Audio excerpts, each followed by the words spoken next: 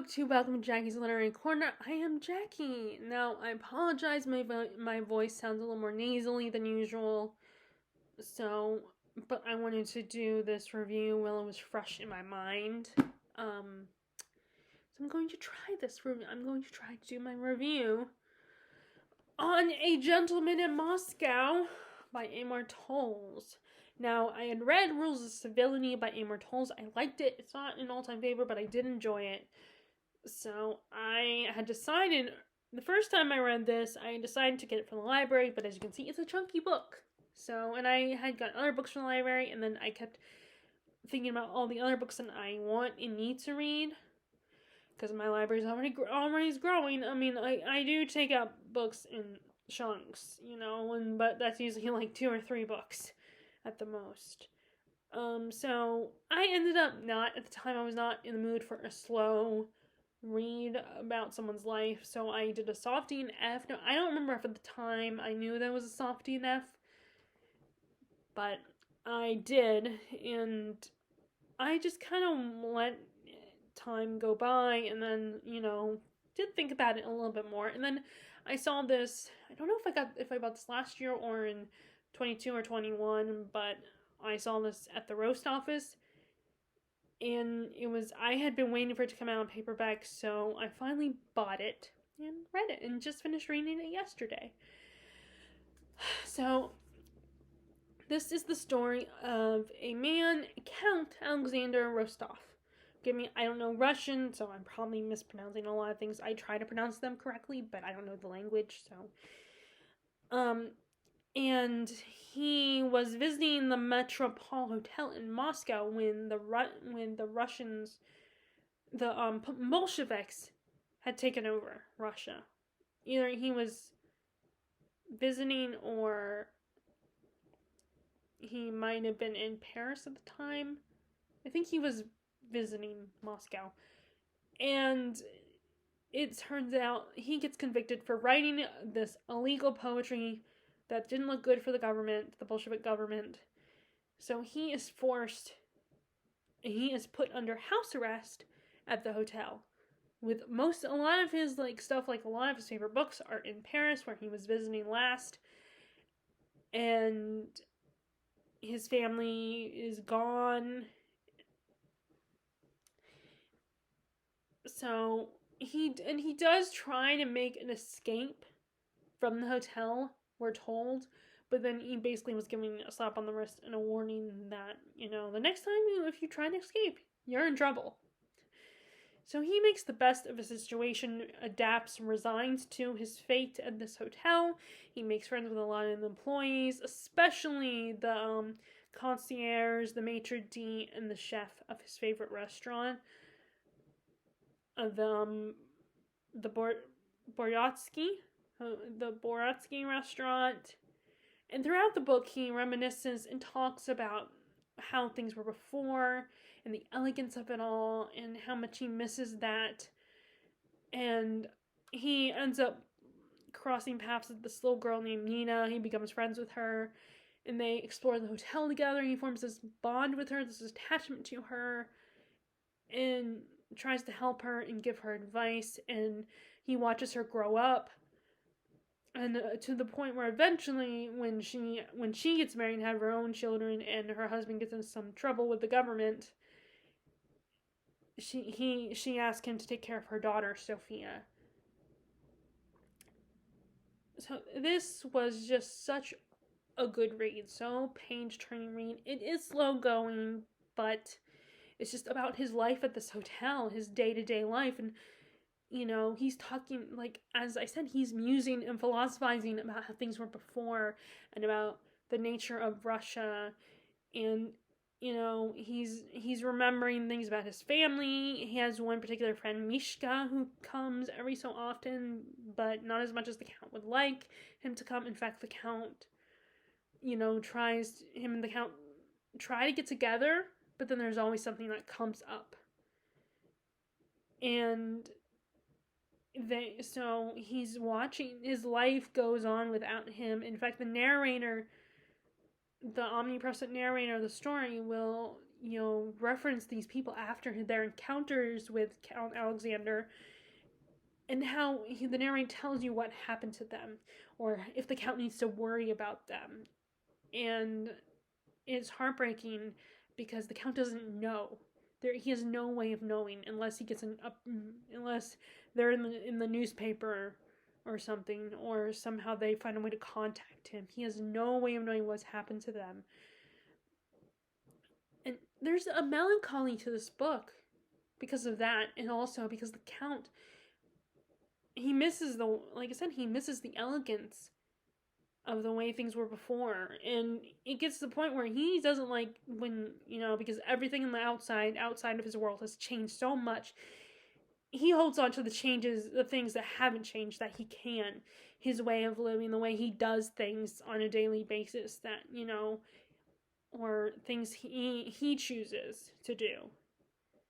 Like, at one point, he has an affair, sleeps with this young actress, and he is and Sophia becomes kind of part of his life, his foster daughter. And she wonders why Sophia, she is not allowed to get to know Sophia and spend time with her. And the Count is not. And the Count doesn't like that. He's uncomfortable in that. He doesn't want them to interact. And for him, it's just the way things are. And he gets annoyed when his foster daughter, and the seamstress that works at the hotel that he had befriended, that constantly has to sew things for him, she becomes like a mother figure to Sophia. She also has an opinion on it, and so does the actress herself, and he just gets so annoyed by that. And he's like, why can't a man have things the way they are? Why can't, everything needs to be in their box, like, everything needs to be kept in boxes. He likes everything compartmentalized. And although they use the metaphor of buttons in separating the different color buttons and how you shouldn't put them all in one big jar. Another moment I like in the story is so there is a character in the story, the one character that I feel like is the antagonist. You have the Bolsheviks, who are the shadow looming in the background, that are the main threat for all of Russia, but the main antagonist for this particular story is this man he calls the Bishop. We don't get his name. And at first he starts out as a waiter at the Boratsky restaurant. And him and the Count are butting heads. There's tension between them. They're of different social classes. He doesn't really like the Count and thinks he's arrogant and presumptuous and privileged, which in a way he is. Like the Count, Alexander was a Count, and he has the sense of, has kind of a sense of entitlement. And he's very nice and very respectful and kind to people and considerate of others, but because he's part of the socracy, and also that he feels like he wants his life to go how he wants it to go. He likes controlling the situation. So yeah, there is a little bit of justification from how the Bishop feels about him. While Alexander thinks that the Bishop is he doesn't care about people, and he just, he is very efficient, get the job done, check everything off, and that kind of mentality of, not caring about the experience, not caring about the pleasure of the customer, or and he ends up he is trying, during one of his visits to the restaurant, he wants to order this particular wine, but the Bishop keeps saying, no, we don't have that, you cannot order that, we either have red or white. And they keep arguing. He's like, I should be allowed to order this, why can't I order this? And it doesn't make the Count always certainly good. And so the maitre d', who is friends with Alexander and respects him, comes over and explains to him what's going on, and shows him that someone was complaining that they're not allowed to order certain wines because they don't have the money to order certain wines. So they just decide to make it fair, quote unquote fair, and get rid of pricier wines and just have it, you either get red or white wine. And the Count, musing over this, realizes that this, because wine has different flavors, different taste. You know, sometimes wine can taste woody. Sometimes the most expensive wines aren't always the best tasting wines. Sometimes the cheaper wines can actually taste really good. You know, wines sometimes have a spice to them, or cinnamon flavor. Sometimes wines have a bitterness to them or fruitiness to them, and you know, certain wines go with certain dishes, like steak. You know, I think it's red wines that usually go with steak, and white wines that go with fish. You have dessert wine, so wine has a lot of individuality. But then by doing this where you only get red or white, they take away this individuality. And this is one of the last things that shows Russia's individuality. And like it's symbolic for how now we're all their country's more about fairness and equalness, and everybody is the same. And it's the same thing with the wine. And it's such a sad moment for the Count. And there are like a lot of moments like that where he sees things and realizes how much the world has changed, and how everything has been the individuality and the colorfulness of their country and the mixture is gone. Like it's just a very sad thing. And like I said, he has to watch people from his past. They're either taken from him or they're gone. You know, they were already gone. And as I said, it brings the Count to being stuck in his ways with things that he can keep holding on to, like things that he doesn't like change at all. He doesn't like things. He likes to keep things the way they are. I really love his relationship with Nina, the little girl, and later on Sophia. Both relationships are so endearing and sweet, and you know, show the Count's goodness and kindness, and his love, the love he has inside his heart for people. And like, you know, you think, oh, he's this entitled rich boy or whatever, but then you see these moments with the friends he makes, and how he is willing to change a little bit. Like, he's willing to see things from another person's perspective. Like, there's a scene where, with this haircut, you know, where he's late for his hair appointment, but someone else was waiting. And of course, because he's the Count and everything, the barber's like, you know, as soon as he comes in, it's like, oh, come on, Alexander, let's go. And then the guy who was waiting gets mad and gets in a huff and gets very angry about it. Like, he was like, I have been waiting. And afterwards, you know, after the initial surprise and not understanding, he does eventually, I feel like, if I remember correctly, the Count does start to, you know, reconsider. It's like, oh, well, I kind of get his point of view. I get why he was angry, and you should have taken him first. So he's willing to see things from the other perspective. But if you give him a reason to provoke him or harm the people he cares about, then he's not going to necessarily see your perspective. Like with the bishop. Like, there are times when I can kind of see the bishop justified in how he, you know, responds to the Count, and kind of understand where he's coming from, but then at the same time, he's very controlling and not a very nice person, and very, like, at one point there are geese that are let out in the hotel lobby, or in one of the lobbies or something, and he blames Sophia for that, who is this, you know, 13-year-old girl at the time, and he's like, oh, if I find out that she's responsible, like, he's always trying to mess with Alexander, you know, make him look bad or get him kicked down or whatever, but he does follow through with, you know, he keeps an eye on him and makes sure to keep him, you know, he's the warden of the hotel. I mean, not at first though, because actually he had been promoted. In the original hotel manager, something happened. I don't remember why. I think they said he did something that got him to Siberia. Got him sent to Siberia, which is kind of where they send the criminals.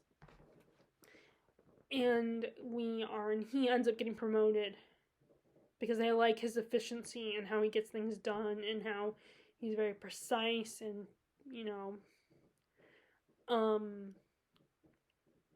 and he gets promoted to, so I'm making things even more difficult for Alexander and his friends. And they have to go be like, yes sir, I don't agree with you and I don't like you, but you're my boss now, so I have to do it, you know. I also, another thing I like about his I just remembered about his relationship with Sophie and Nina is I love that he doesn't talk down to them.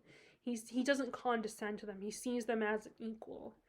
He's willing to listen to them and consider their point of view, and he doesn't treat them like children, like children I've seen, not herd mentality. He actually respects them and wants to hear what they have to say, and will get down on the floor and hang out with them, like be on the same footing, and we'll get down and play with them and not treat them like, oh, you're just this little child, go away. I mean, at first when he first meets Nina, he's like, okay, you're being rude, this is interrupting my meal, and you need to go away. But then as he gets to know her, he realizes that she's very intelligent, and she's just not this, she's not just some little precocious little girl, but she is very smart and very thoughtful and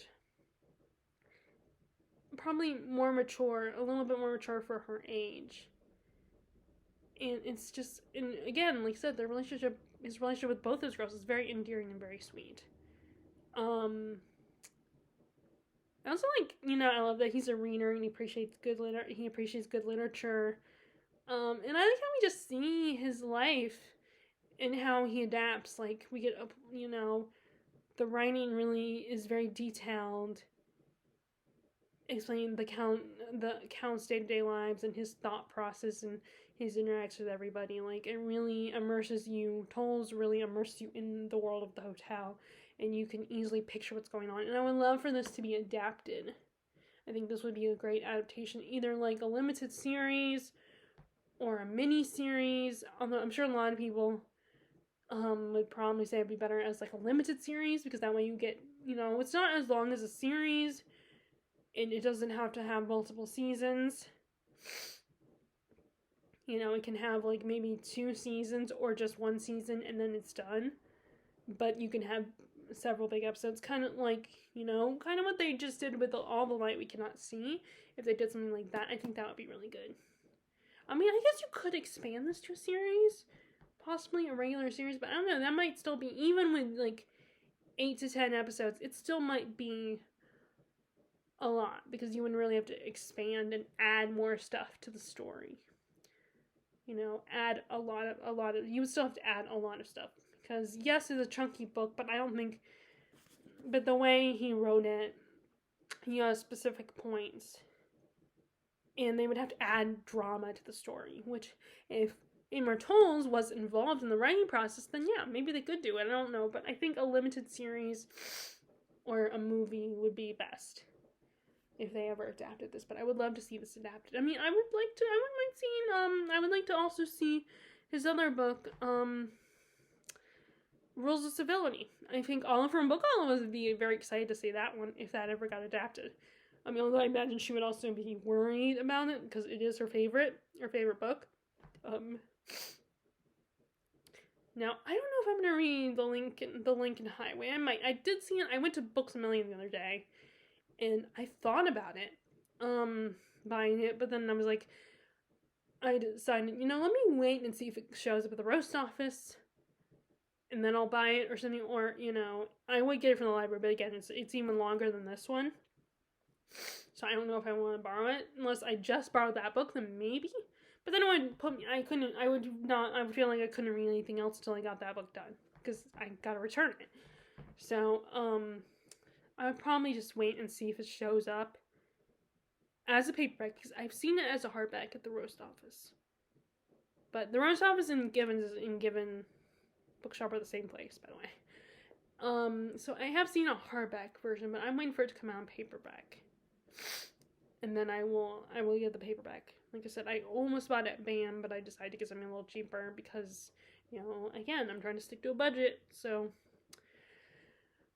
Although,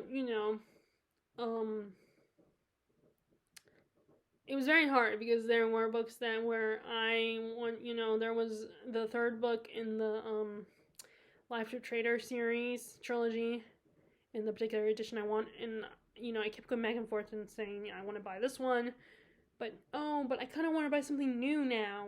That's the hard part. That's the only hard part about trying to restrain from buying more than one book and just sticking to one book, because then there are so many options and you have to narrow it down to one book, and that's always hard for me. But anyway, by the way, I had to put this because of the way sometimes I will do this with my books when I'm reading them. So I guess that's my lesson, is that don't do that, because then, especially if it's a flimsy cover and it's a used copy, then it might come off. So I had to tape it. So, and because it would come off completely if I didn't tape it. But anyway, so that is my review for A Gentleman in Moscow. I think you guys should consider this book. It's really good. If you like this video, be sure to give it a thumbs up. Click subscribe if you haven't already and you like to see more of my videos, as well as clicking the bell icon if you want to know when I'm posting those videos. And I will see you all later. Alright, bye!